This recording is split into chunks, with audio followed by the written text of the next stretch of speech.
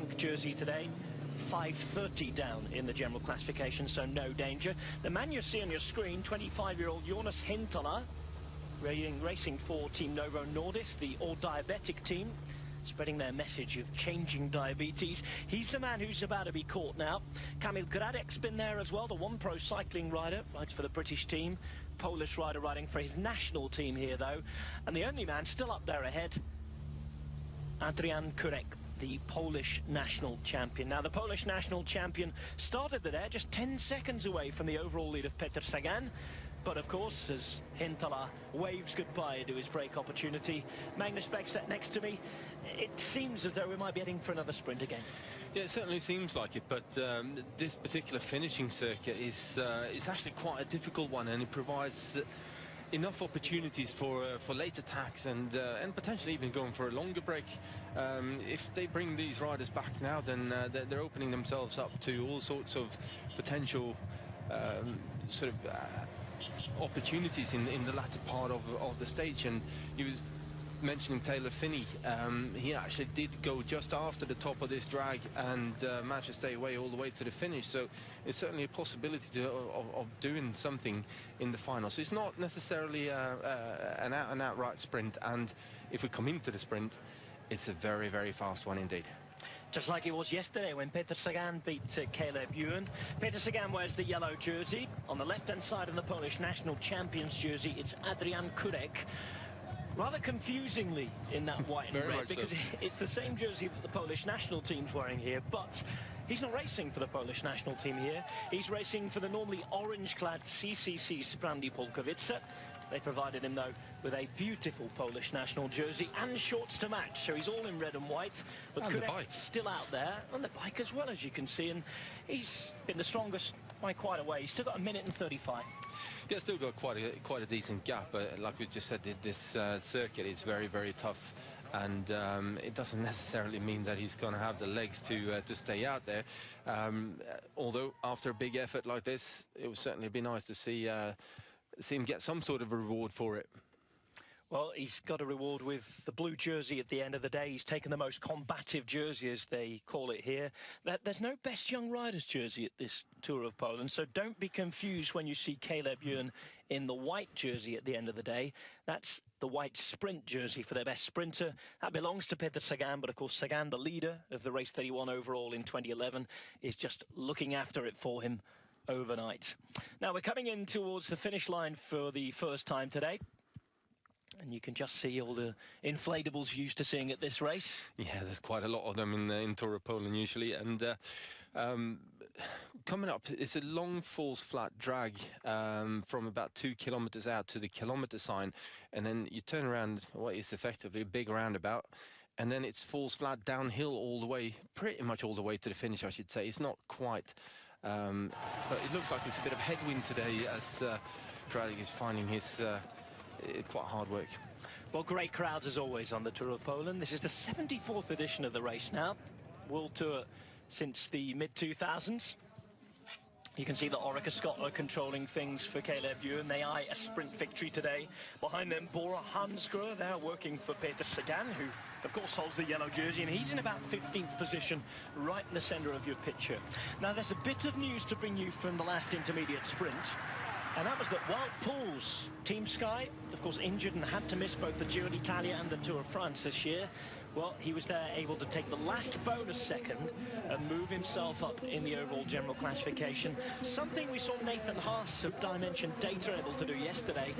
And with there only being 2 mountain stages here, with this being a really short race, the bonus seconds could be vital at the end of the week. Yeah, they certainly could be. And also we should mention there's no time trial this year, which has always been in the Tour of Poland. So any second that you can pick up like this, and especially if it's not too costly to do so, you're putting yourself in the shop window straight away. And yeah, it's going to be obviously we got bonus seconds on the finish line as well, so I think it's going to be a hard-fought Tour of Poland this year, and it'd be interesting to see what happens with all these shorter stages that we're not quite used to be seeing. And certainly Tour of Poland over the last number of years have been massive stages, and yeah, they've gone flipped a complete 180 and gone really, really short instead. Yeah, for those of you joining us for the first time, this particular week. There are 7-man teams here, 22 teams, and yesterday we had 1 non-starter and 1 retiree. I can tell that Martin Verschoor didn't start for Team Novo Nordisk, plus the Portuguese Ruben Guerreiro for Trek Segafredo was unable to finish, so that leaves us with 151 riders in the peloton. Quite a small peloton for a big World Tour race, but beautiful sunny skies, enthusiastic fans, and these finishing circuits that really do offer a lot to the spectators, certainly when the national champion's out there. And he's already heading up to the first dishing out the King of the Mountains points. 2, this one on the first lap, and then on the 3rd lap again, we'll see more points dished out. And it's interesting they put the King of the Mountains points at this particular point on the circuit as well, because there is actually a bigger climb on the circuit, which is where Taylor Phinney a couple of years ago launched his attack. So it's certainly not an easy circuit, but I wouldn't say it's that hilly either. It's something that I would almost get over, I think. Not now, but back in the day.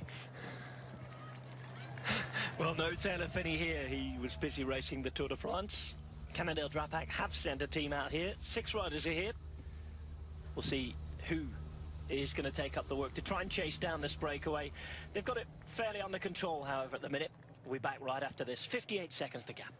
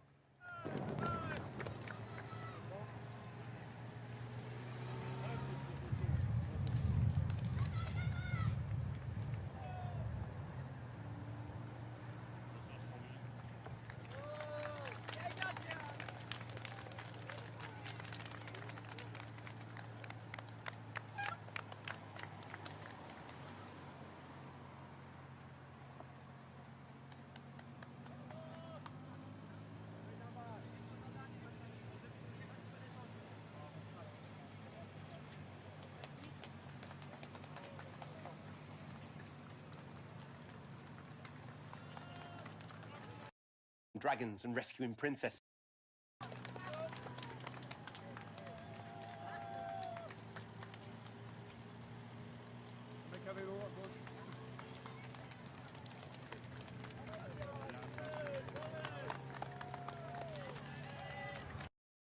We're on the sunny streets of Katowice today in southern Poland. This is the capital of the Upper Silesia region. 5 million people live in Katowice. 150-year-old, this city. And it's the national Polish champion who's out there in the break. The only man left from a four-man break that did include Kamil Gradek, Jonas Hintola, Martin Kaiser for the second successive day. But the only man who stuck it out, Adrian Kurek, who started the day 10 seconds behind the overall general classification lead of Peter Sagan. No surprise, Magnus Bäckstedt, that it's Orica Scott and Bora Hansgrohe chasing things down for Caleb Ewan. And this man, Peter Sagan, back in business yesterday. Yeah, it certainly was back in business, and right at the very top end as well, which is good to see. I think it's probably more nice for him and the team to just see that he's certainly not lost the form that he came into the Tour de France with. If anything, I think he's actually going better right now. And it was a very good sprint that he did yesterday against Caleb Ewan, and just a perfect timing, a little bit of luck involved as well. But yeah, it was certainly a great finish.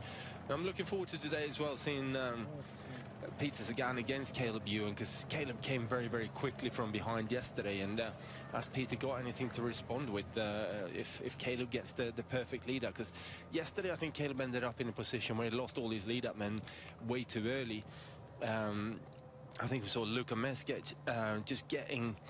he ended up spending way too much time on the front, way too early, and effectively left Caleb on the wheel of another team with probably about 800-900 meters to go. And all of a sudden, I think Caleb kind of lost a little bit of his confidence. He ended up needing a little bit more luck to be able to do his sprint the way he wants to do it. And looking at the way Caleb sprints, I think he needs to be launched at a very high speed, because his acceleration from high speed to top end is what really makes him so special. It's funny, we saw it at the Giro d'Italia, didn't we? We were analysing, comparing Fernando Gaviria, very much a freestyler in the mould of Peter Sagan, able to change plan, change tactics, never short of a bit of confidence. Caleb Ewan, we're told, is a really good kid, works hard, but upstairs in the mental department, if things aren't going his way, he's a tendency to bang the bars too early, to give up too early, not to keep going. Yeah, and I mean, everyone is different, and I think Orica Scott have done such a good job for a long period of time for him now, and consistently dropping him where he needs to be. And I think with that, you kind of switch off mentally a bit as well, and I think we're seeing that with various different sprinters. And I want to say, even to an extent, what happened with Mark Cavendish when he left HGC, it took a bit of time before he actually ended up finding finding his team and getting his team to deliver him the way he wanted to be delivered. And with that, he lost that sort of feel for it and had to start looking around and opening up his mind a little bit more to various different options and possibilities. And I think that actually made him into a better sprinter now than potentially what he was before as well. Not necessarily in terms of outright speed, because, sorry Mark, you're also getting older. With that, we all slow down a little bit. But, you know, I think it's served him quite good in the end. And I think someone like Peter Sagan, who never has had that perfect lead out, has always been dropped into a decent position, or even a good position, with a kilometre to go, or maybe even less at certain points if his team gets it perfectly right for him. And then he freelances his way to everything that he does. And it doesn't matter really whether it's an uphill sprint or whether it's a pan-flat sprint. He always has the same kind of setup. And I think that keeps his mind very open to changing tactics. And of course, I think he's that type of rider as well, who he's just so aware of everything that goes on around him that he's able to react to everything. But yeah, I certainly enjoy watching the different types of sprinters. And if you go even further back, Mario Cipollini, for instance, even Alessandro Petacchi, both riders who were incredible in their own right, as long as they had their team dropping them off at the right point. And then we take Rob McEwen, complete freelancer the whole way through pretty much his whole career, I think. Again, another rider, a bit like Peter Sagan, who never expected a lead-out train to take him all the way. He always kept his mind open. Last two you mentioned, Petacchi and McEwen, very talented commentators as well. Yeah, had a chance good to listen to them in their respective languages and for their respective TV stations over the last couple of months at the Giro and then the Tour. Absolutely brilliant insight into the commentary boxes. We're heading through the Valley of the Three Ponds. You saw Adrian Kurek at the front there. Adrian Kurek, still in his 20s, national champion, still 49 seconds. And real slowdown behind. Everybody across the road, they don't want to catch this man yet. No, it's too early to catch him, really, and it's one of those difficult points in the race for the bunch and even for the rider out front there, Kurek. He kind of knows that he's going to get caught, but he has to persevere with the effort, and the bunch is sort of having to slow down, and with that, it's always difficult to keep position in there. You're having to, although mentally you kind of switch off because it's not hard, all of a sudden you've got to stay focused and stay up there and make sure that you always put your wheel in the right position, not to get sort of taken back into the bunch if another rider messes up a little bit. I always found these times really tricky to stay right on it and mentally sharp. Well, there are 3 riders who are very mentally sharp early on. It happened just before we came to air, in fact, and we were very lucky just to get a little bit of a glimpse of what happened at the intermediate sprint. But Wout Poels winning a bonus second. Sprinting with him, Rafał Majka, a former winner of the Tour of Poland in 2014. And a man who, in that 2014 year, won the Tour de France. Vincenzo Nibali also going for it.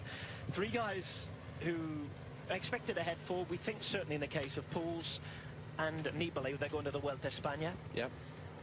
Really good to see them active. I think the GC fight, when we get towards next weekend, is going to be absolutely enthralling. There's some big names here. Some very big names here, and some big team lineups as well. And if we're looking at the Bahrain Merida team, they've pulled up all of the cards for this race, and really have come with a strong team. So like I said, it's going to be a very interesting week, I think, especially with all the stages being so short, apart from that one big one, and it's proper big, that. And it is almost 240 kilometers, that long stage. The next is just under 200 k's, the rest of them 160 or less. Very, very interesting week in prospect, and well, we'll see how it goes. I mean, the Tour de Pologne has been testing ground in the last few years, a little bit like the Tour of Britain, for smaller teams, for different types of stages. But they've really decided to do something different this year. 7-man teams, not quite the 6-man you get at the Tour of Britain, and of course not the 8 that you're going to have next year at the Grand Tours. Yeah, no, in one way I actually like the idea of having 7-man teams. 6-man teams, it becomes very difficult to do any kind of controlling. 6-man teams means that it's possible to control the race to an extent, but it leaves the GC riders, or the should we call it the leader of the team of the day, fairly isolated fairly early. And I think it's going to be interesting to watch when we're coming into the harder stages in with the mountains, to see what happens with this whole thing. I think with the 6-man teams, it's more like basically you can't control it on your own. You have to find allies within the bunch and try and work out some form of a collaboration to keep the control of the race in one way or another. Whereas this here now gives a team an opportunity to do so, as long as they're confident with their leader that he can finish it off, and even if he gets isolated quite early on. But it's just a really interesting view on the racing, basically. A couple of navy blue jerseys there on the left-hand side. Navy, actually more royal blue, isn't it? The Gazprom jerseys. Gazprom Russfeller, who we last really saw at the Giro d'Italia, the Tour of Italy. They're leading the team classification here after stage 1, as we see Youssef Reguigui showing off his new jersey at the back. Brand new Algerian champion. We haven't seen that flag in the professional peloton for quite a while, so good to see Reguigui back showing it off for Dimension Data. Dimension Data, another team we expect to be active. We saw it yesterday with Nathan Haas. None of their sprinters were really up there, but they've got a couple of decent sprinters to throw into the mix. Likes of Dougal and Sbaragli, especially. Sbaragli, stage winner at the Vuelta a España. Yeah. Not a bad vantage point. It's a beautiful afternoon for it as well in southern Poland. We're in one of the many green, almost wilderness regions of Poland. It's one of the most beautiful countries I've ever visited, I have to say. You go to the north, the Lace District, down the south here in Silesia, just woods and forests after forest after forest. I didn't have the best of times when I went to Poland, though, unfortunately. I ended up crashing out quite badly 2 days in a row, and ended up, yeah, it wasn't my favorite place to race a bike at the time. I've got to say this is back in '98 though, so things have changed quite a lot. So it's certainly, yeah, in terms of vistas and everything, a beautiful place to go to. And Poland is a country that's changed quite a lot as well. It's now one of Europe's top economies. It's said to have the best education system in the world as well.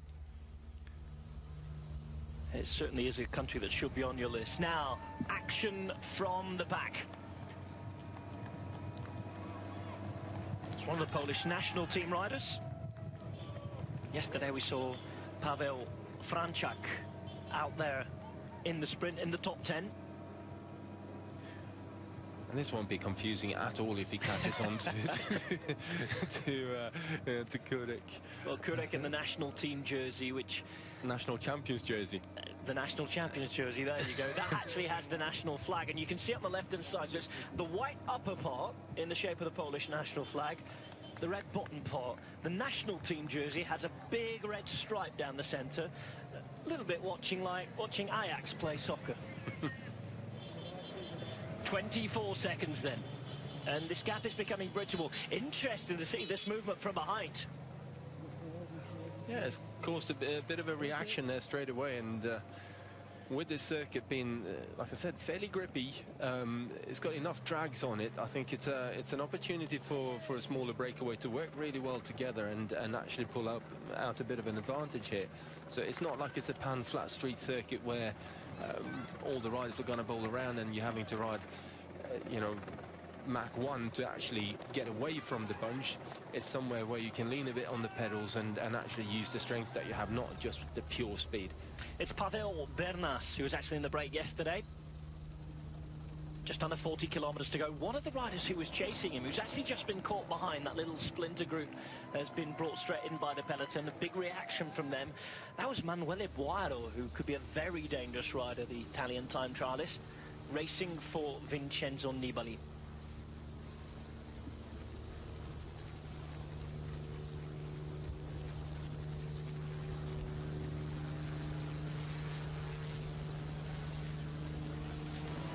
Paweł Bernas on the attack.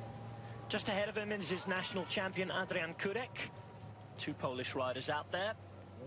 Just less than 40 kilometers to go. He should be able to see Kurek up the road. Only had 25 seconds the last time we looked. Coming towards the end of the first circuit. 3 circuits of 17 kilometers here. You can just see behind again. Things calm down in the peloton. The leader is Peter Sagan after stage 1. But there are some big GC names ready to take control towards the end of this week. 7 stages of racing at the Tour of Poland. This is one of the top division races in world cycling. It's a world tour event. You can just see a few people looking around. Boiro on the right-hand side, the red jersey with the navy sleeves for Bahrain Merida. That's Vincenzo Nibali's team. Team Sky, remember, having some big names as well. Wout Poels, one of those here. Pucio's riding for them. They have the Polish rider Gołaś as domestique. Danny van Poppel is their sprinter. But it's Wout Poels and Diego Rosa, you'd imagine, go for GC for them this week. Yeah, I would have thought so. I certainly would have thought so. And I think for Wout Poels as well, it's going to be a question of finding out where he is and how he's recovered from everything and how his training has been to... and also looking towards the latter part of the season, just finding getting that ticket off. Yeah, got a bit of form, and it's going to build up now, and I'm just going to get better and better. Well, talking to Team Sky yesterday, last week, pardon me, in Paris, I was assured that he was on the list to go down to the Vuelta a España, and Diego Rosa as well. Yeah, good team that they're pulling up there. Chris Froome has announced this week that he will lead it. We're waiting for that announcement from Alberto Contador. Will it be adios? Will it be the end? Well, I think it all depends on the contract that he's currently talking about and negotiating, and if that's up to his satisfaction, I think he will continue. He's not had the greatest of years. It's been a lot of sort of minor issues all the time, and for some reason he never seems to be able to stay on the wheels in the Grand Tour. Every single year he hits the deck and ends up being compromised by that, and I think he wants one clear run at a Grand Tour again. So let's say if Contador wins the Vuelta, I think he'll say goodbye at that point. If has a similar kind of experience again, then yeah, we'll see. There was talk of wanting to say goodbye at the Giro d'Italia next year. We'll see how it goes. I know he has come to love the Italian public. He did have a bit of an up and down relationship with them, but in the last few years he's been to the Giro a couple of times. He's won it as well. I think he wants to go there and win a stage. He's never won a stage at the Giro, despite winning it twice. There you go. Well, personally, I don't quite get the whole idea with stopping halfway through the season. If you commit to a season, you commit to a season, and certainly when you're Spanish and you've got the Vuelta at the end of the season as well. Yeah, it would make more sense to me to say farewell at the end of the Vuelta this year if he's going to do that, or race a complete season again. Well, you can let us know what you think he's going to do. Any other comments, questions on Twitter? At Maggie_PR, at RobHatchTV, #Home of Cycling for all your tweets, please. Now 25 seconds for the attacker. This is Pavel Bernas. The Kurek was swallowed in. Bernas out there. And they're approaching the end of this road, and this is a funny finish, isn't it? If it's going to all come back together here, and we are going to have some sort of a bunch sprint, because there's a very tight turn. What is it, just at around exactly a kilometre to go? Yeah, it's perfectly 1 kilometre to go from the centre of that big roundabout, and like I said before, it's a pretty fast finish. And although it doesn't quite look like they're flying down there, they are travelling at some speed. So it's a difficult one to time, because as soon as you got that kilometre straight, it's very easy to open up your lead up too early, to open up your sprint too early, and you can never quite gauge exactly where you are. Obviously, you've got the banners on the side and the boards on saying there's 300 metres to go, but a lot of the time it's so easy to go. When you see that 250 metre to go sign, you open up your sprint, but you're still at 300 metres at that point and you run out of legs. So you've got to leave it very, very late and certainly try and find that perfect timing. And I think that's what Pete Sagan did so well yesterday. Fourth category climb taken by Pavel Bernas, just 1 point on offer. Got one more fourth category climb to come, and that's at the pink arch that we saw on the first lap, and it's taken on the third and final lap. So with what it will be with around 15 kilometers to go. Meantime, Bora Hansgrohe racing in those black and white jerseys, green helmets. German team racing for their Slovakian star in Poland. Peter Sagan, of course, the world champion, the European champion. And of course, the European Championships are coming up next week. You can see them live on Eurosport, the road race on Sunday. Can Peter Sagan try to defend it? Will he try to defend it? We'll have to wait for the official announcement. Some of their squads are naming their teams. And Belgium are sending a very strong team next week. And the race itself takes place in Denmark, in Herning. Yes, and where we saw the Giro d'Italia. All Scandinavian championships this year, with the Worlds being in Bergen as well. Yep, the Worlds are in Norway this year, in Bergen. Just about still the southwest of the country, isn't it? Yeah. Norwegian Riviera, some beautiful coastline around there. Absolutely stunning country. Bergen itself, known for its big drop-offs, and the entrance into the fjords. Another of the... Talking about Poland being a place to visit, I think that area, that coastline from Bergen down to Stavanger, that is a place to visit if you ever get the chance. Definitely. Ruben Placer on the front. 34 kilometers to go. And chasing down the lone rider with 35 seconds. Pavel Bernas with 2 laps to go. Placer, the Spaniard, racing for Orica Scott. Won't be the only Spaniard there next year as well. We know that Carlos Verona is there. We also know that Mikel Nieve is leaving Team Sky and he's going to go to Orica Scott. He signed for them and he's going to do quite a bit of mentoring of their young talent as well. So a good deal. I think it's a 2-year deal. And a very, very good Grand Tour racer, one of the best climbers in the world. Now at the service at the Yates brothers and Esteban Chavez. We're off for a quick break. Don't go away.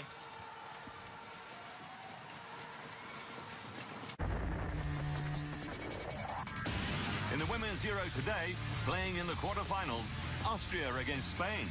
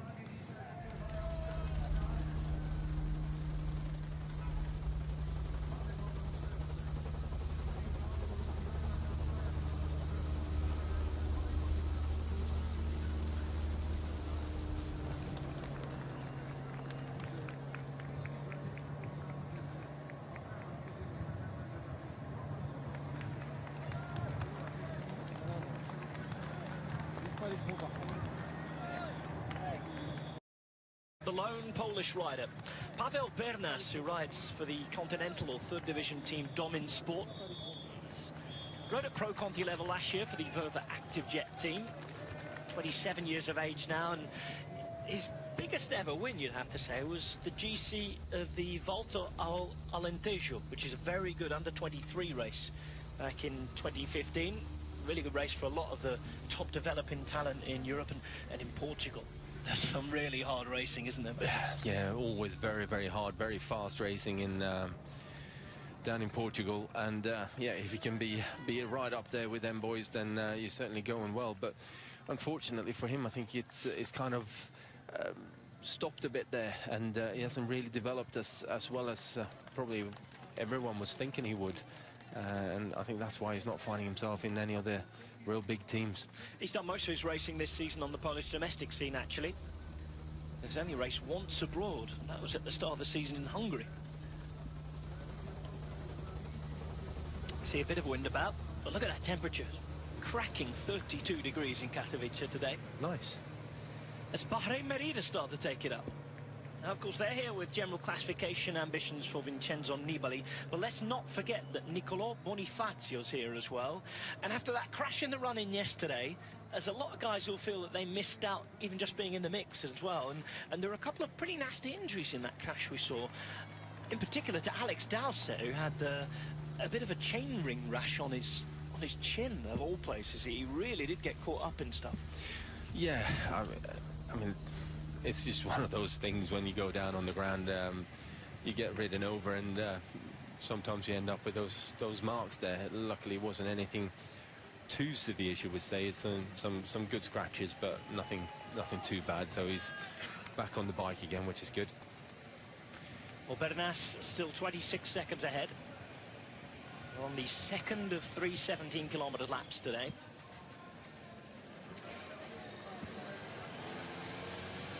Laps that are really heavily populated as well.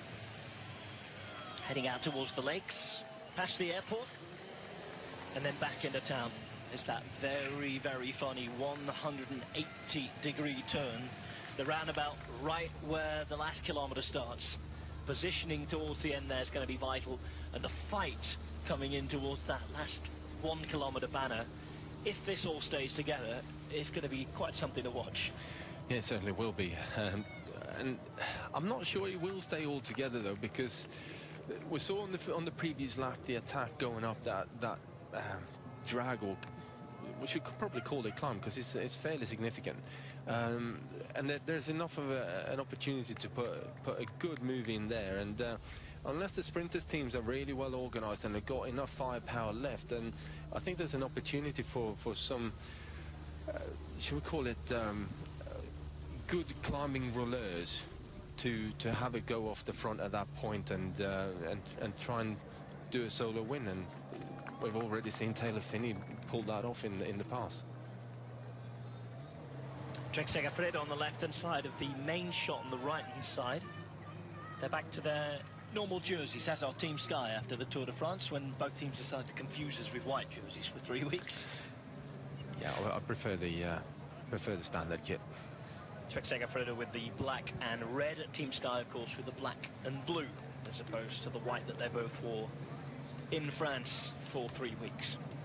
Astana, well, that remains unchanged, just as it has done from the start of the project. Apart from that, they got black shorts this year. I think it looks a little better. Yeah, I do agree. They've got Riccardo Minali to try and get involved in a sprint today, as it's a nice day to be at the beach.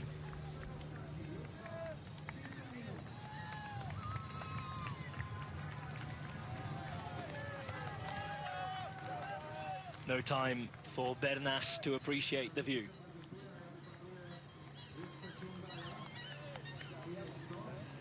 You can see one of the Polish national team riders with their day jobs, their normal teams printed on their shorts. It's a bit like being at the World Championships in that respect. Yeah, it is. We saw Kamil Gradek with One Pro Cycling on his shorts. Of course, the British team represented in the early part of the break today with their Polish rider riding here for the national team. I have to say, I find it very strange to see a national team at a World Tour event. Yeah, I tend to agree with you on that one. I can see why they're doing it, and it's a great opportunity for some of the riders to experience World Tour level racing, and how hard that is, and sort of give them that eye opener really in terms of what the speed is like and what the next level is, and give them something to work towards. I think if you just ride around, you think you're training hard and you think you're racing hard, and then unless you've experienced something different, you're never really gonna know. And once you've been up at this level and you see what's required, it kind of gives you that new lease of motivation to go back home and train, and you tend to put in a bit, sort of, you tend to find that next level of speed in your legs as well, and just train that bit harder, and you know, sort of make those moves forward towards hopefully gaining a contract with either a Pro Continental or a World Tour team. Rafał Majka in fits laughing at the front there, talking to somebody from Cannondale. Not sure what was said, but there was something behind. There's Cesare Benedetti on the right-hand side for Bora in the black jersey. It's all pretty jovial at the moment before things get too serious, as Antonio Nibali, Vincenzo's brother, also rides at the front for Bahrain Merida.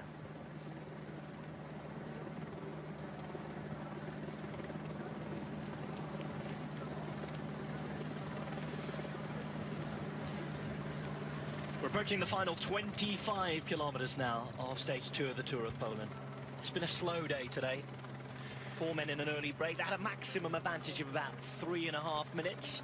There were Jonas Hentola, the 25-year-old former national junior champion of Finland, riding for Team Novo Nordisk, who bring their changing diabetes message to the World Tour again. Adrian Kurek was there, the Polish national champion, as was Kamil Gradek, the Polish rider riding for the national team at this particular race, but of course registered with the British Continental Team 1 Pro Cycling. And Martin Kaiser for the second successive day, the Dutchman for Team Lotto NL Jumbo. Once the last bit of that break was brought back, this man attacked. And this man, Pavel Bernas, has been on the attack for about a lap so far. Still at the front, looking pretty tired, just 20 seconds. Yeah, I think he's kind of given up his efforts. I think he was hoping to get someone with him, or create a smaller group, or maybe 5-6 riders to work with. And when you're on your own, it's virtually impossible to stay away from a group. Even if the peloton is trying to ride slow, they're still traveling at such a speed that it requires a massive effort as a lone rider to ride away from them. And certainly if you're looking to do so over the better part of 35 kilometers, then yeah, I think that attack didn't go quite as planned. Well, here's this little rise on the road. Just 10 seconds now for Bernas, and the question is where the next attack's going to come from, because if there's going to be a situation, Magnus, where nobody attacks, then the pace needs to be higher, and the sprint teams, pardon me, need to take it up quickly. Yeah, they certainly do. I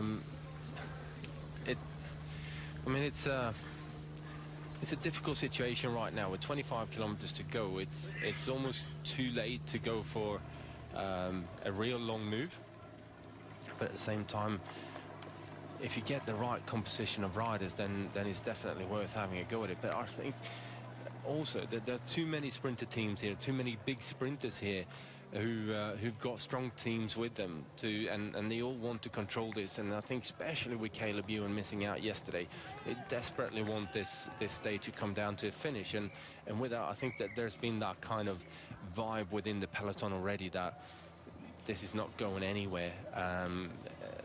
Orica are going to bring it back, and it's certainly in Bora Hansgrohe's interest to keep it for a sprint as well with Peter Sagan. Although I think if there was a dangerous move going on this climb, Peter will certainly put himself in the mix of that. Well, he's shown before he can certainly climb. He can get involved in different moves. He can win bike races in different ways. I think we missed him, didn't we, for the last 2 weeks of the Tour de France? Yeah, we did. Just 9 seconds for Pavel Bernas. We've already had our first jersey of the day decided. That'll be passed from one pole to another. and from one CCC Sprandi Polkowice rider to another. At the minute, the blue jersey, the most combative jersey, is on the back of Maciej Paterski. It's Adrian Kurek who picked up most points at the intermediate sprints to take that jersey for tomorrow. Martin Kaiser has been in the King of the Mountains jersey until now. Have to see what happens towards the end of the day to see who's going to take that jersey. So this is what's happened behind. They're ready to catch him. Is there anybody else ready to attack? Movistar with the jersey on show on the left-hand side. They've been quiet over the opening couple of days. No sprinters here. Good team for the overall, though. Gorke Zaguirre, Dyer Quintana, Winner Anacona. Some top riders and not a bad support crew with Sutherland, Oliveira, Dowsett and Rojas. Yeah, certainly a big lineup that is, and they're not alone here either. There's quite a few teams have brought some big players into it, and I mean we've only been talking about Caleb Ewan from Orica Scott, but we got Adam Yates here as well, and you know I think we're kind of almost looking at what's going to appear in the Vuelta there, I think. BMC Racing team as well, and we're told by the team that they aren't riding for GC, but Dennis and Van Garderen are both here. The GC guys that they're at least going to start trying to win this race with. You never know what's going to happen over the course of the week, but Ben Hermans and Dylan Teuns, who won the Tour de Wallonie last week, the Tour of Wallonia in Belgium. Yeah, his he first looked really ever stage good there race well. win. Looked really strong. Was it 2 stage wins? So Bernas is about to be caught. 23 kilometers to go. Now who's going to set the pace? A little look on from Pavel Brut on the left-hand side. He's laughing and joking. Yeah, it certainly is. But this is the moment now where it's important for the bunch to pick up the speed quite quickly, not to open themselves up to all these attacks. And since they're indicating for that, bit of road furniture there. But yeah, I think they need to watch out for a big move, and we're going to get someone, looks like Cannondale coming up there as well, being ready to launch an attack, but decided against it. Well, Pavel Brut in the navy blue jersey, left-hand side, centre left of the picture right now for Gazprom. On another day, in another career, earlier on in it, he might have been the man to attack. Big breakaway rider. Definitely would have gone for an opportunity move there. 22.2 kilometers to go in Poland. It's a beautiful sunny day. Bike races taking a long time to get going today. I think even the riders out there will admit that, but I suppose when an easy break goes, we saw this at the Tour de France in the first few stages. There needs to be some reaction, and here is that reaction now. Yeah, and I think it could be that the heat is playing a certain amount of havoc with the riders as well. It's not been overly hot the last couple of days, and all of a sudden you get in that sort of 6, 7, maybe even 8 degree temperature difference, and it does sort of knock the riders a little bit. The first day you get that heat, the second day they're usually fine, but that could be another reason as to why it's not been as fast racing. But also we had a 4-man break up the road early on, and looking at the flags, there's been quite a bit of wind about, and with that, if the wind has been in the wrong direction for those guys, then the breakaway are going to struggle to keep any significant pace in it, and it also means that the bunch are having to slow down. But that should mean that the last 20 kilometers or so, certainly the last 10 kilometers, should be even faster, because there's more fresh riders in the bunch who are ready to work and ready to hopefully attack and create an interesting final for us. Well, we're 4 kilometers off the bell lap being taken, 4 kilometers away from the finish line, and then the final lap will start. We can just get our first glimpse down the left-hand side, the white jersey of Caleb Ewan, the Australian sprinter for Orica Scott. This is Marco Colledan at the front now for Trek Segafredo, Italian rider riding for the team from the United States. We think that they will give it a go with Boy van Poppel today. He's the fastest man in the team. I find it quite interesting that some of the sprinters are moving that far up in the bunch this early on in the race. Okay, early, we're talking 20 kilometers to go, but as a sprinter, you're always better to sit down in the sort of 20th to 30th position and wait there, and then have your team sitting around you somewhere where they can actually open up and create a gap to start moving up. And obviously the roads are wide enough here. It's not really a difficult job to get over to the right-hand side of the road or the left-hand side of your picture and start moving up. So you always find a better draft off the riders, off the bunch, when you're sitting a little bit further back. Travelling at 60 kilometers per hour here, as we see the Age de Zelle Mondial rider Christophe Riblon, Mr. Alpe d'Huez a few years ago. Sonderhorst Enger, their fastest finisher, but they've got a very good team for the overall. Domenico Pozzovivo, Matteo Montaguti, François Bidard, Hubert Dupont, a couple of riders who've just come out of the Tour de France as well. Yeah, they're back into racing very quickly, aren't they? Pozzovivo headed to the Vuelta a España. Same could be said for Matteo Montaguti, who also rode the Giro. Pozzovivo said to have a couple of offers, not re-signed as of yet with Age de Zelle Mondial, who apparently want him to re-sign, but there's talk that he could go to Bahrain Merida, UAE Team Emirates. Some interesting offers on the table for the Italian, but I think if he were to take a couple of those offers up, he might well be to super domestic status, working for others rather than having his own chances. Yeah, I think you're right there.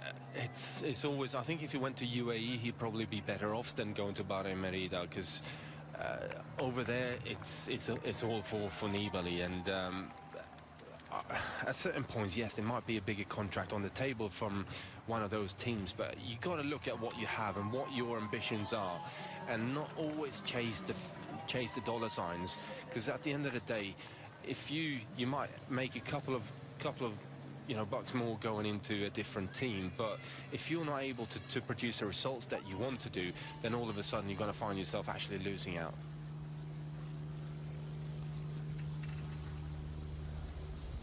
We're approaching the last lap. It's all together.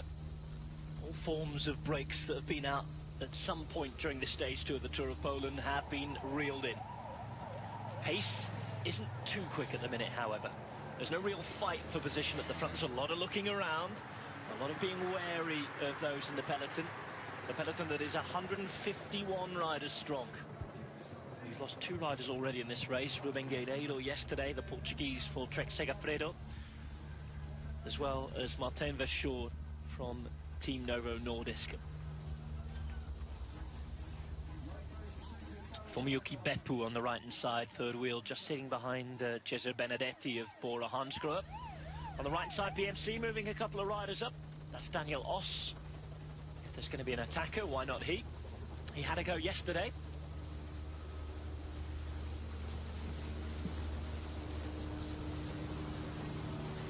Oh, questioning and asking about the intermediate sprint we saw before. Well, it was the last point in the intermediate sprint that was available. That's why Wout Poels took it ahead of the likes of Nibali and company. Well, that's the only general classification action we've had today. I think Sagan, with those 10 bonus seconds yesterday, leads at the moment.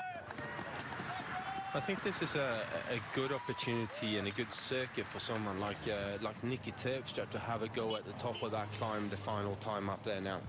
And it'd be a rare opportunity for Quick-Step to have that freedom in a stage race like this, because for once they haven't brought a sprinter, and that is very, very rare. It's incredibly rare.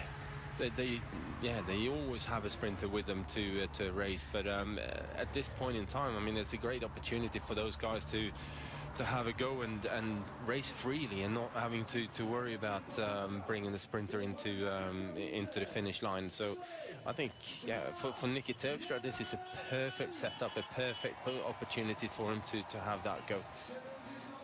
Well, the bell is about to ring. 17 kilometers to go. Almost 3 hours of racing now. And as it stands, we're going to have a sprint, but as Magnus has been suggesting, can somebody attack on one of the little lumps and bumps on this 17-kilometer circuit around the city of Katowice in southern Poland? The minute. Team Sunweb in the white and black on the left-hand side of the road. They're racing for Max Walscheid. He's the German sprinter. Katusha up there as well, keeping Ilno Zakarin out of trouble. He would definitely be the go-to man in the general classification for Katusha, I think, this week.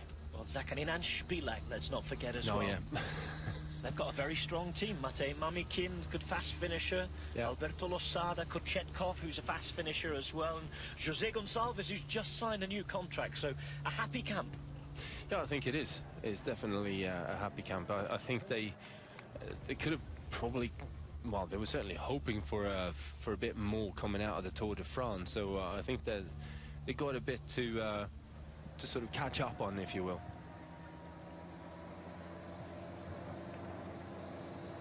Bora Hansgrohe still at the front. 53 kilometers per hour now. They have a national champion in their ranks as well here. They have Gregor Mühlberger, who's the new Austrian champion. See him in the white jersey with a couple of red stripes on. Just to kind of confuse it a bit more with the Polish we haven't got one. enough red and white jerseys in this race, have we?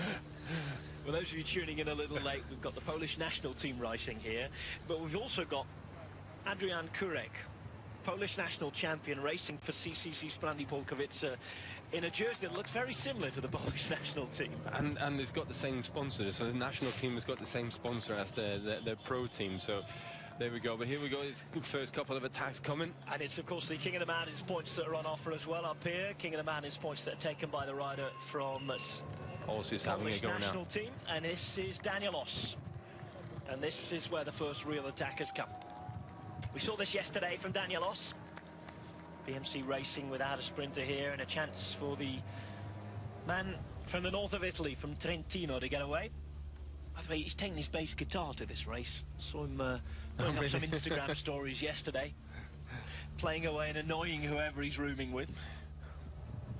He's unless it's really good, then at which point it'd be quite nice, actually. No, he's pretty good. I bass guitar man myself, actually. Not a very good one. But No. But no, he's been playing it away in the room. Maybe that's what's going through his head now. Good bass lines, he tries to get away. Because it's a big task to get away here for Daniel Oss. He's being followed by a rider from Dimension Data.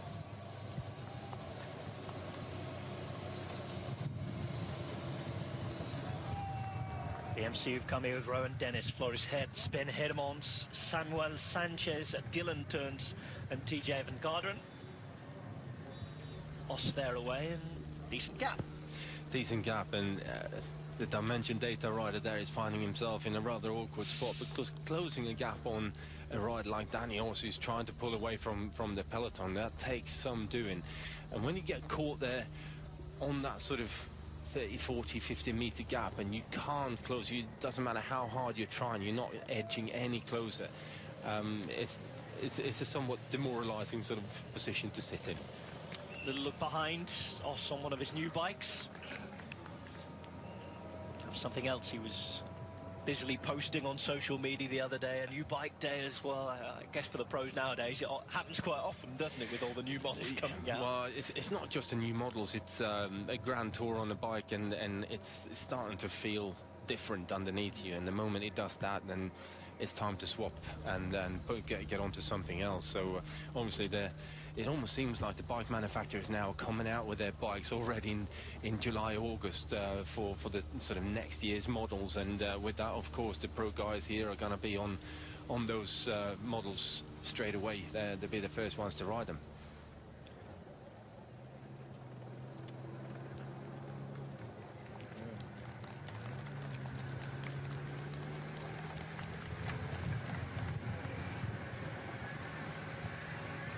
Thirty-year-old Daniel Oss hasn't won a bike race since 2011.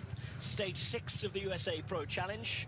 He's never won a bike race at World Tour level, and that is incredible for a man of such talent and a man who is always in the mix in the classics. Yeah, he certainly is. I mean, he's a very, very strong rider, and actually what I like to call a super domestique. He's probably my definition of a super domestique, rather than should we call it a top-end GC rider who ends up riding for someone else. The tactical awareness and understanding of someone like Danny Oss in so many different areas as well as obviously the big engine that he has to pretty much ride any type of terrain and be competitive at that, and with that he's always there for a very, very long time in the races, and he's able to support his team in the best way possible. So Yeah, in my book, you're looking at a Super Domestique having a go off the front. Well, he's ridden 8 Grand Tours in that position. Of course, in terms of classics, we said that he's been up there. He's been 5th in Gent-Wevelgem. He's been on the podium at the E3-Prijs in Harelbeke. Yeah. And he's got 12 kilometres until the finish line, but it's going to be so difficult to pull things out here, certainly without any company. Yeah, it certainly will be. But then again, it only takes that bit of a moment when the sprinter teams now start having a look at each other. Now you take that, now you take it, and then all of a sudden it slows down a bit in the bunch, and the chase isn't really on anymore. But I don't know. Certainly Orica Scott yesterday got it wrong, and I think they're going to want to sort of preserve their energy a little bit more than they had. But I think at the same time, it's more up to Bora Hansgrohe at this point with the yellow jersey there, and also with Peter Sagan able to sprint the way he does and freelancing his way into position to do his sprint. I think they're just going to put whatever energy they can into it, and it's Cesare Benedetti who's on the front again. He's getting quite a bit of motor pacing as well from that television motorbike. I have to say, for a 13-second gap then, there were 3 motorbikes in the gap. Seems an awful lot to me. That's a lot. That is a lot. It's a difficult sort of, I don't know how we should put it really. We obviously want the images. The riders don't want the motorbikes there because they're obviously mixed up in the racing, but I don't know how we're going to solve that problem. In the moment there is a motorbike, the moment there is a tiniest bit of slipstream somewhere, we see the riders use it, whether it's another rider, or whether you know, that they're bridging across to, whether it's a motorbike, whether it's a team car, whether it's even the commissaires and the cars that you tend to use whatever you can off the back of them.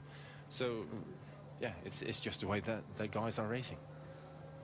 Daniel Oss in pain, teeth gritted. It's just 5 seconds now. Looks as though he's going to be caught. Bora Hansgrohe doing the bulk of the chasing. Benedetti against his good mate. In fact, he travelled over to Poland with Daniel Oss the other day on the flight from northern Italy. They're very good friends. Oh, there we go. So it's Benedetti chasing his old mate. It's just starting to get a little bit of help as well. A few other teams getting involved as we come towards the 10-kilometre to go banner. That's it. Oss is out of gas. Time for the next one to go as everybody looks around. I certainly think so.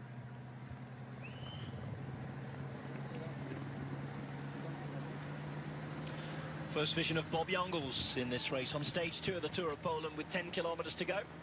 He's got that Luxembourg national champions jersey back, although he did lose the time trial jersey this year. It was the Tyler Farrar in there as well from Dimension Data, looking after Nathan Haas. So they're obviously trying to keep Haas very much out of trouble and up near the front. I think they feel confident in Haas's ability to ride a GC at this race. They took a bonus second with Nathan Haas yesterday as well, and that's 2 days running now. We've seen a bonus second snatched by a GC contender. Haas on day 1, Pouls on day 2. It's all about the sprint though now. Lorenzo Mazin is being brought into position by Française des Jeux. Kevin Reza at the minute would be the man to lead him out. Mazin had a bit of a nightmare day yesterday, lost 5 minutes. Oof. Obviously feeling better at the minute if Française des Jeux are committing resources to his cause.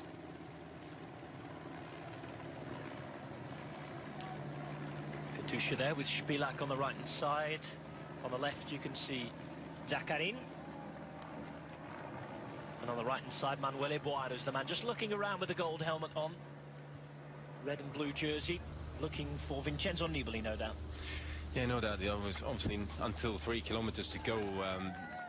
You got to make sure that you stay near the front and trying to stay away from any potential crashes. And as we got such a big and relatively fresh peloton here, those are the days when it tends to be more dangerous because everyone wants to get to the front. Everyone wants to be mixed up in the sprint. And obviously yesterday we had that big crash. It's a very big opportunity, or possibility I should probably say more, that we're having a similar sort of scenario today. As soon as you have those big drag straights and relatively wide as well, where people can move up, it tends to get very difficult to stay on your wheels, because the riders sort of, to make the move as we've got another BMC rider. This is the drag uphill that you were talking about, Magnus. And again, it looks like Daniel Oss.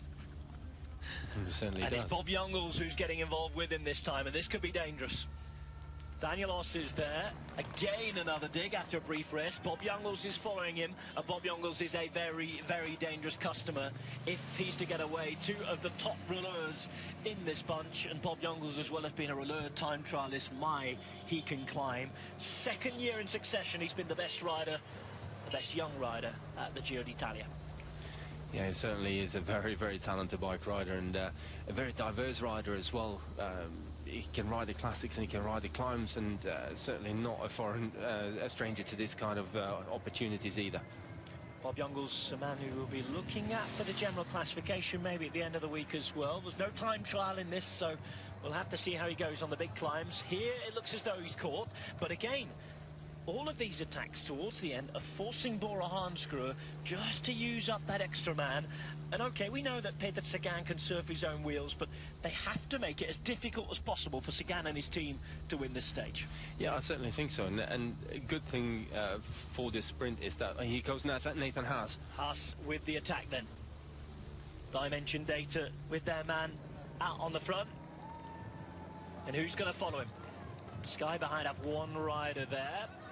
Nathan Haas, with 7 kilometers to go, looks around again. How committed is he going to be here? Not so.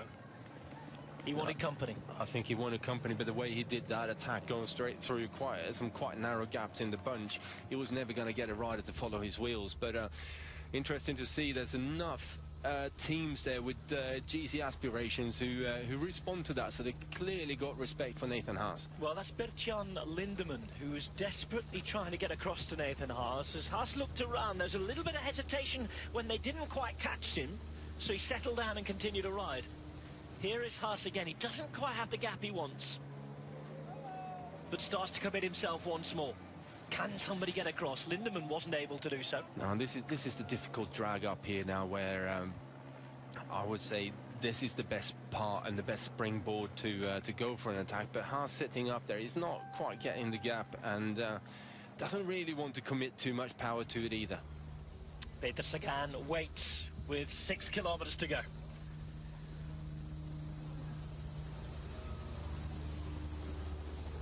We've had attacks from Oss, we've had an attack from Haas. Bob Youngles has been involved as well, but at the moment nothing is able to stay clear. Gazprom Rossfellow doing a very good job here. 127 at the back is Giovanni Visconti. He's racing for Bahrain Merida, the team that's led by Vincenzo Nibali, but that does have a sprint opportunity with Niccolò Bonifacio. Can Peter Sagan win again? Will it be Caleb Ewan or other? There are plenty of challenges in this peloton. You can just see Ewan on the left-hand side moving up. He's alongside Max Falskheid, the big German sprinter who had a really good end to last season after being involved in that awful training accident at the start of the year. Sagan is there in the yellow jersey. He's the leader of the Tour of Poland going towards the end of this second stage.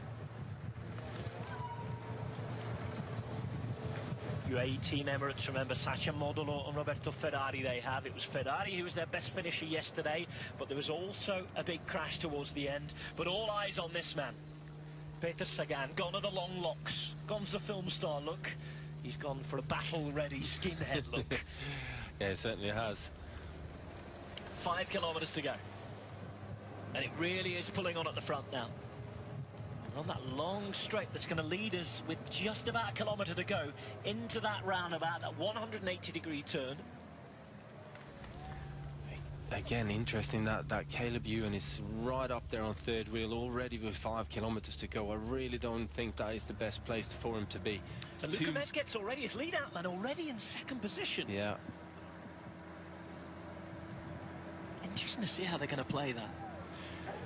Yeah, they need to get other teams and riders around them to help out with the pacemaking. Here comes Astana.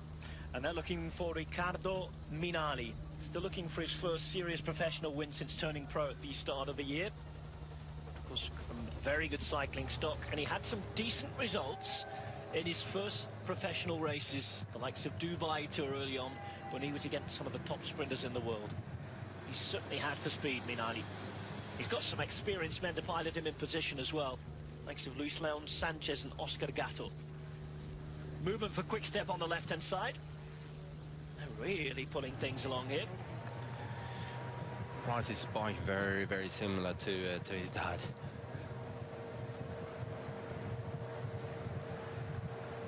Quick Step, the whole train at the front. Davide Martinelli's a decent finisher, but of course he's not one of the big sprinters.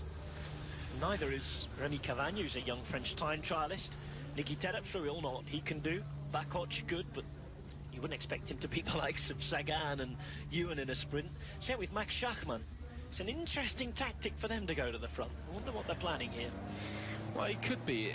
So, if I wanted to have an attack launched, I would probably go to get a couple of riders to the front, bring the pace up so high for a short period of time, so that everyone is struggling to sort of stay on the wheels and having to work really hard in the wheels, and then just basically stop it and hope that the old rider that is looking for that move then is in a good position and can carry that speed on and counter-attack basically on the team's pace setting.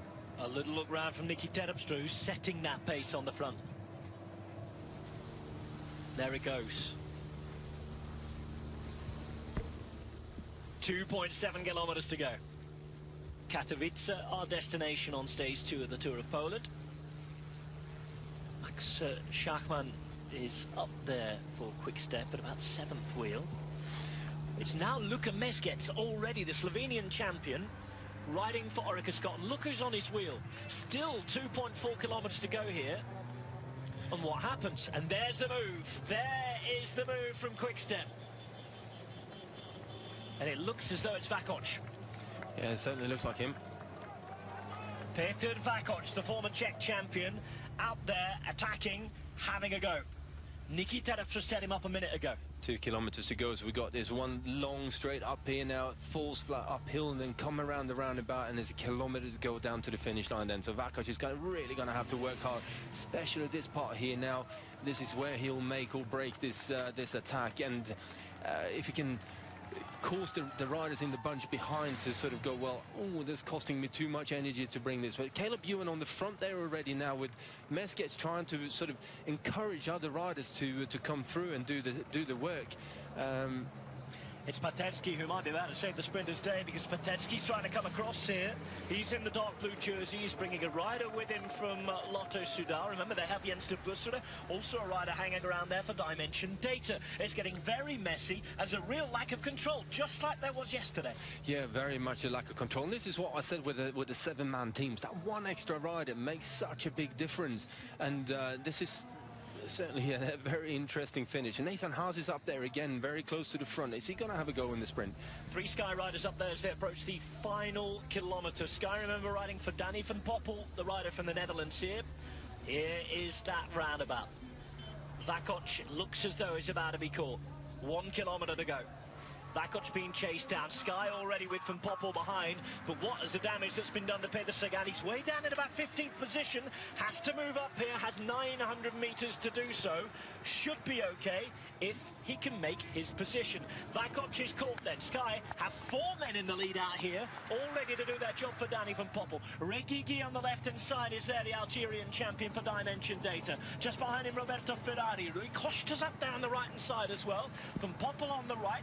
You can see that there's a man for Cannondale Drapac involved as well. 500 metres to go now. Katusha trying to lead this one out too. It's a very messy, very different sprint to the one we thought we might see. Peter Sagan still caught out on the left-hand side. He's trying to move up through that gap on the right. I'm not sure there is one though, and I think that Sagan might be boxed out here. It's Volksheid on the left-hand side, but look at this Model going through the centre. Model on Alpha UAE. Model all the way. I think Model might have this. It is Sasha Model.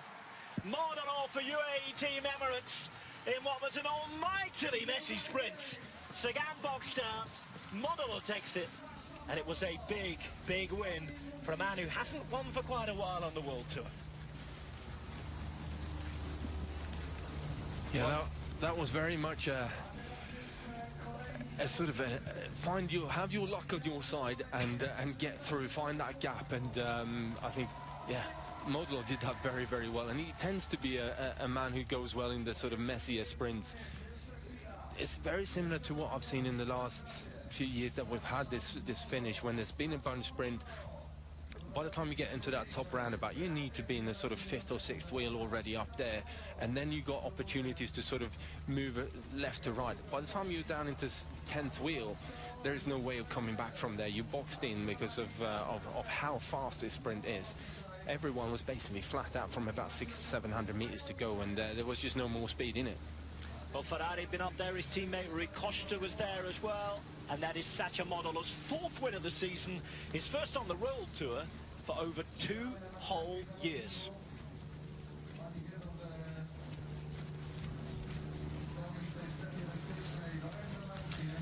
Victory for UAE Team Emirates. There were riders all over the road here. Sagan was boxed out. Ricky Key tried to go with him. Ferrari stayed on the right-hand side. Modolo hit the win on the left. He's up against riders from Trek Segafredo and Team Sunweb.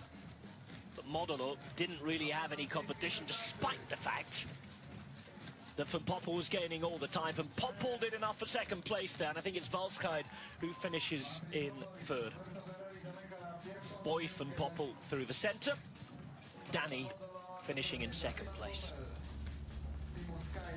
So, delightful UAE Team Emirates. A 45th win in the career of Sacha Modolo. His first at this level since the Giro d'Italia 2015. So it's Modolo, Van Poppel and Valsheid. Van Poppel 4th, Regigi 5th, Van Arsbroek, Bonifacio, Sagan in 8th, Minali down in 9th, Nathan Haas in 10th. The only question now is, does Sagan hold on to the jersey or not? We'll have to see.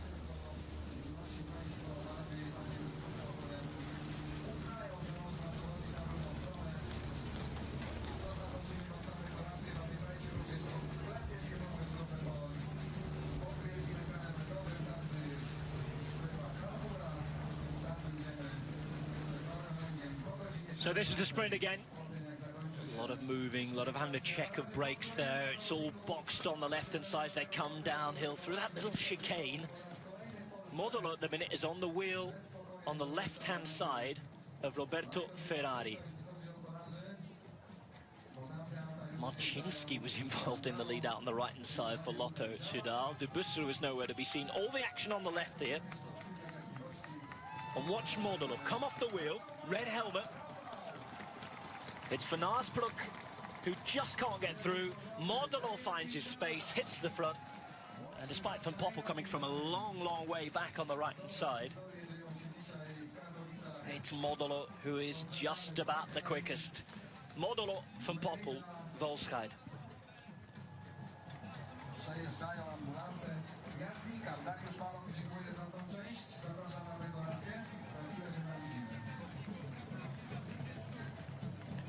Well, boy, Van Poppel ran out of gas a little. It's his brother Danny who was disappointed for the other Team Sky there as he came across the line. And this is a great view of Modolo just coming off the wheel.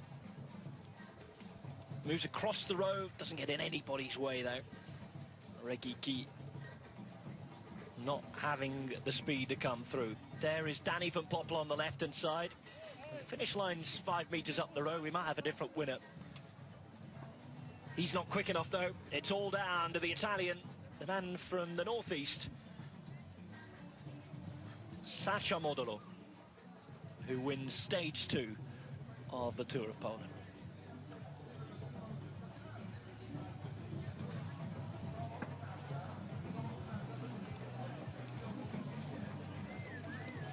It could be Danny Van Poppel, who's just done enough to take the jersey. We'll have to see. Picked up bonus seconds yesterday. Has taken bonuses today. Stage delight, though, goes to Sacha Modolo.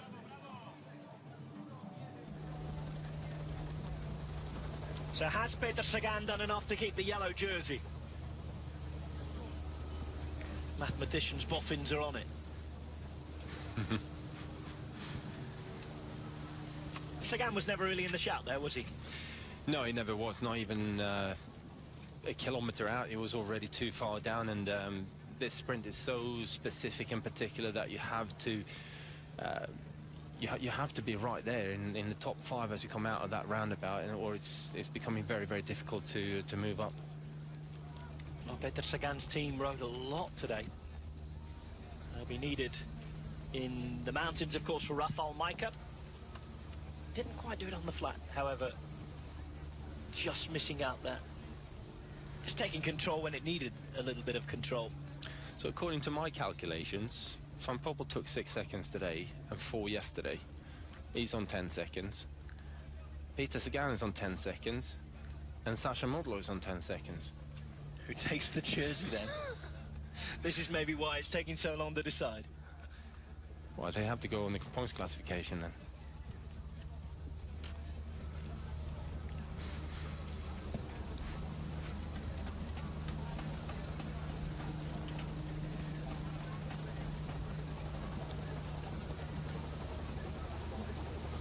Sacha Modolo has taken stage 2 of the Tour of Poland on a beautiful hot day in Katowice.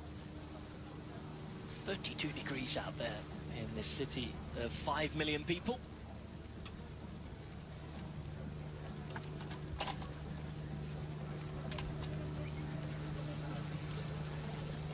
Sacha Modolo, who's beaten Danny van Poppel and Max Walscheid.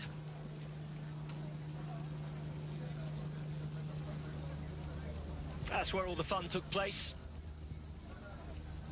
And we're just waiting for confirmation of who is our new leader.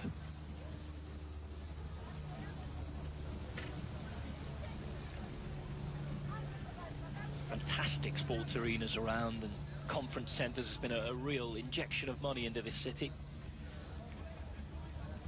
Poland host to many brilliant sports events in the last few years as well.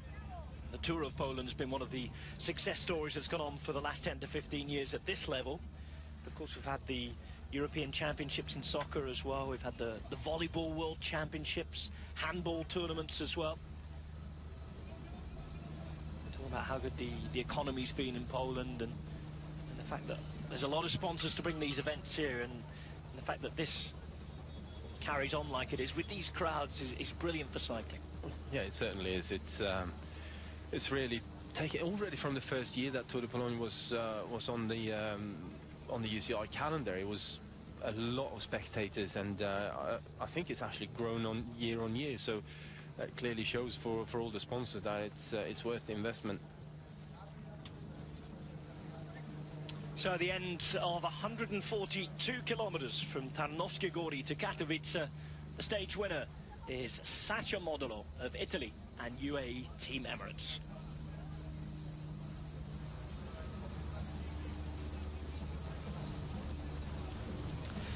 Danny van Poppel is indeed the new leader. Peter Sagan in second place on tied time. Sacha Modolo also tied for time in third. Caleb Ewan is in fourth. Max Walscheid in fifth with Gradek and Haas, alongside Pools with their bonus seconds as well. Bonifacio and Boy van Poppel in 10th. Sky's